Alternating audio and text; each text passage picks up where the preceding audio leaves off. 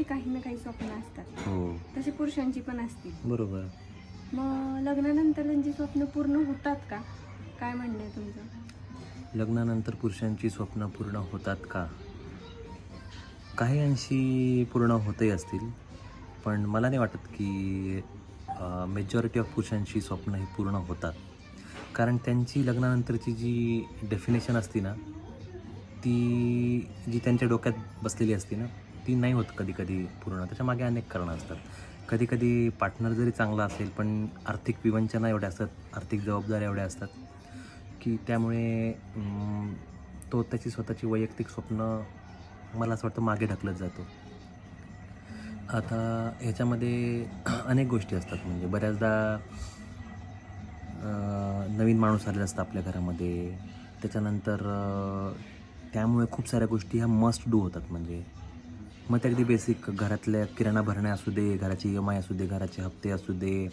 त्याच्यानंतर बऱ्याचदा पार्टनरला फिरवायला न्यायचं आहे, त्याच्यासाठी कदाचित कार घेतली आहे किंवा टू व्हीलर घेतली आहे, जे काय घेतलं असेल त्याचे EMI असू देत.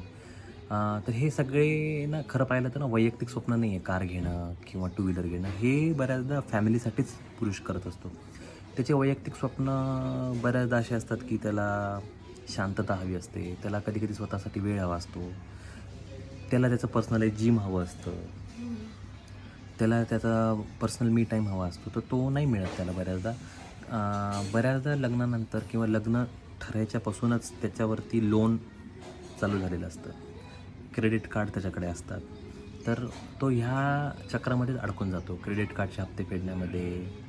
त्याच्यानंतर ते जे वय असतं ना, म्हणजे बऱ्याच मुलांचं आता लग्न 28 ते 35च्या दरम्यान होतं. तर ह्या जनरेशनला सँडविच जनरेशन असं म्हणतात. म्हणजे एक नवीन जनरेशनची पण जबाबदारी ह्या वयाच्या मुलांवर असते आणि ओल्ड जनरेशनची पण जबाबदारी ह्या मुलांवर असते. म्हणून त्यांना सँडविच जनरेशन म्हटलं जातं, की त्यांना त्यांच्या आईवडिलांना म्हातारं होताना पण बघायचं असतं आणि जी त्यांच्यासोबतची नवीन पिढी जन्माला त्यांनी घातली आहे, त्यांच्याकडं पण त्यांना बघायचं असतं. तर ते या दोघांच्या मध्ये असतात म्हणून त्यांना सँडविच जनरेशन असं म्हटलं जातं. आणि ह्याच्या सगळ्या चक्रव्यूहात मला नाही वाटत की त्यांचे ॲक्च्युअल स्वप्न पूर्ण होत असतील.